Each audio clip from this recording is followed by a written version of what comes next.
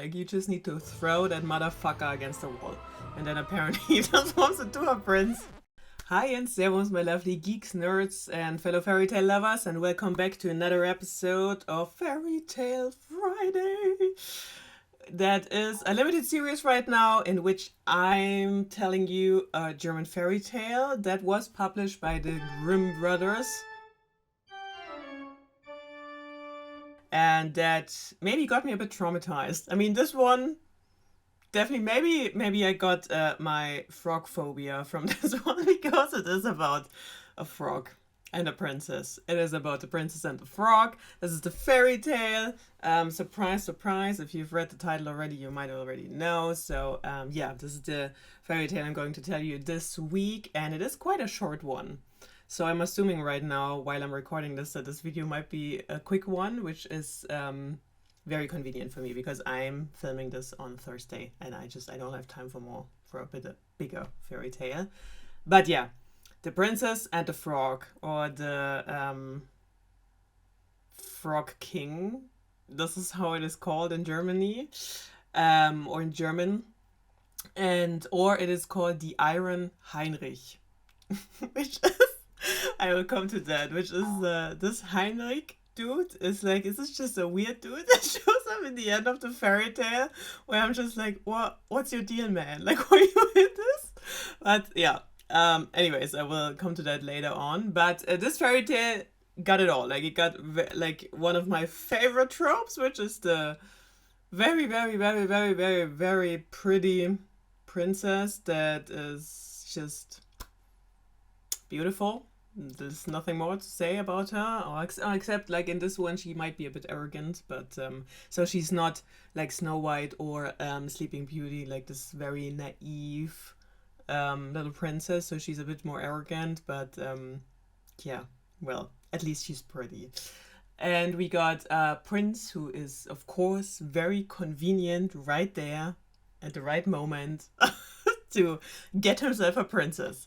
This is what we want for our princess. So yeah, but this time he's a bit enchanted, so this is a difference. It is like, there are these tropes, they're there, but they're a bit different this time, which is, I do appreciate a bit.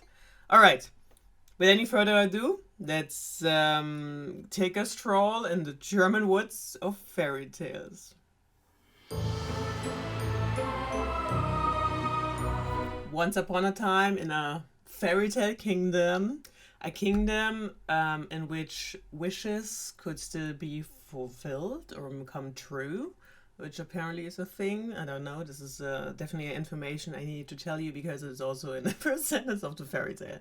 So, at this magical kingdom in which you could wish for anything, apparently, and it might come true, there was, of course, a king. And this king had some daughters.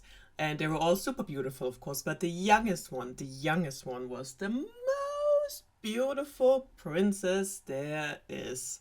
She was super pretty, and her favorite toy was a golden, like, sphere, like a golden, like, ball, which I assume might be very heavy, because if this is like if it's made of gold, like a ball, like, oh my god, this must be super heavy. But yeah, this was her favorite toy. Like, she walked around with it like everywhere, and her favorite thing to do was just to throw it up in the air and catch it again, and throw it up in the air and catch it again. Best game ever. Definitely something I would have loved to do, I guess. Yeah. Anyways, so one day this like princess, the super pretty princess, of course, like, she walked outside, and close to her castle there was like a dark forest. Here we are. Dark forest. There needs to be a dark forest, of course, in every German fairy tale. And in front of this, well, yeah, dark forest, there's like a well, and in this well it goes down very, very deep. And one day she just sat at the well, and she was just like throwing up her gold ball in the air, and like having fun playing this game. But at one point she slips and falls, and then this golden ball drops into the well deep down, and she is super, super devastated. the princess is just like crying and crying, and is like, oh no, my favorite toy is down the well, and I can't get it back because it's so deep and it's so dark, and she can't see the ball even anymore. Like, she's like, oh fuck, this is lost now. I don't think she said fuck, but I am saying fuck. But yeah, so, but then I need to brace myself. But then a frog suddenly appears out of the water from the well and is talking to her and is like, hey girl, what's up? Why are you crying? Oh my god, I can hear you even down in the well. Like, what happened? And this young princess, who's not freaked out by this frog who can talk and who suddenly appeared, tells him, well, you know, my favorite toy, like a golden ball, I dropped it and now it's like down in the well and I can't get to it. But it is my favorite toy and I love it so much. And the frog is like, don't you worry. Don't you worry. I got this. I will go down there. I swim down there. I will get you the golden ball. But in, how do you say it? But, oh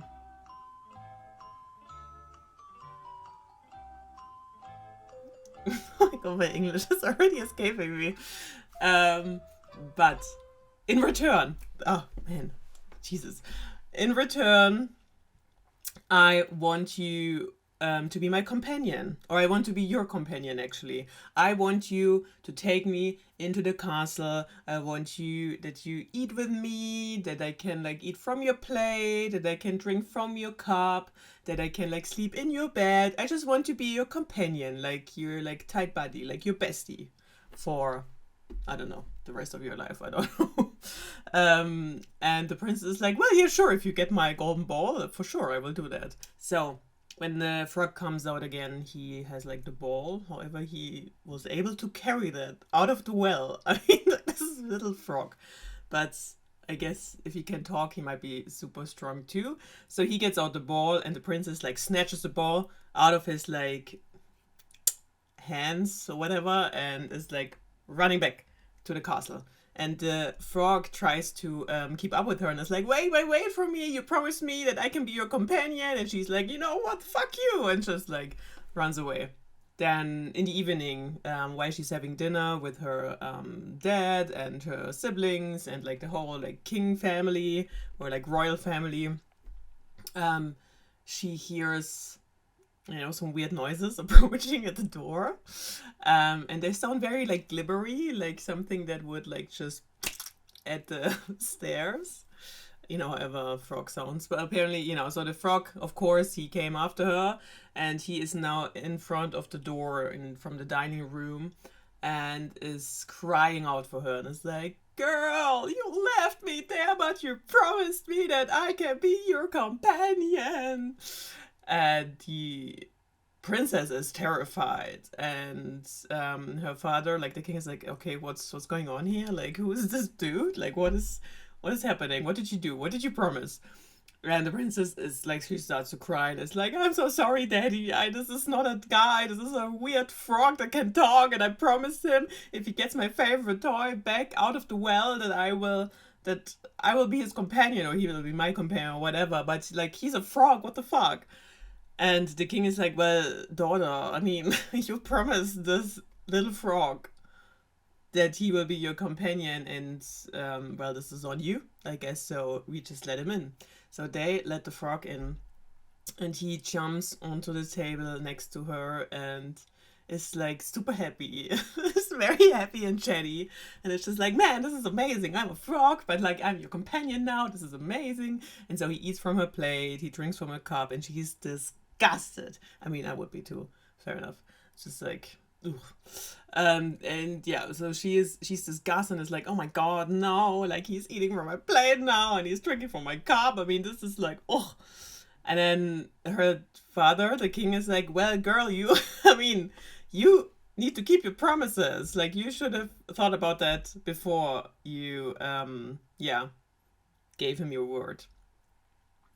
But yeah, as soon as the frog has like finished his meal and this was like, oh, this was very nice, I loved it, but now I'm very full now. How about we go back into your room and sleep in your bed? And I mean, fair enough. If he wants to eat from my plate, if he wants to drink from my cup, I can manage somehow. But if like this thing, this glibbery little thingy wants to sleep in my bedroom with me, oh my god! Like no. This is where I would like definitely set my boundary, a very firm boundary, and be like, you can sleep on a pillow somewhere in the corner of my room, yes, but not with me in the bed. Like, what the fuck? But yeah, well, here we are again. The princess is crying out, hoping that her dad will help her, but the king is just like, nope, you made a promise. You will sleep in the bed with the frog. So she grabs him at his like little feet with like her two fingers and just carries him to her room. The frog is excited. He's ecstatic. He's like, oh my god, like we will sleep in the same bed. This is amazing. Best life ever. And she gets so angry at him. She's like super mad. He's like, you know what the fuck, you little fucking frog. I hate you. I don't want to sleep with you in my bed. You just like I hate you. And she gets so angry and so mad that she grabs the frog and she throws him against the wall.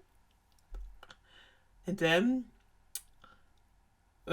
when the frog like crashes against the wall, he magically transforms into a handsome prince.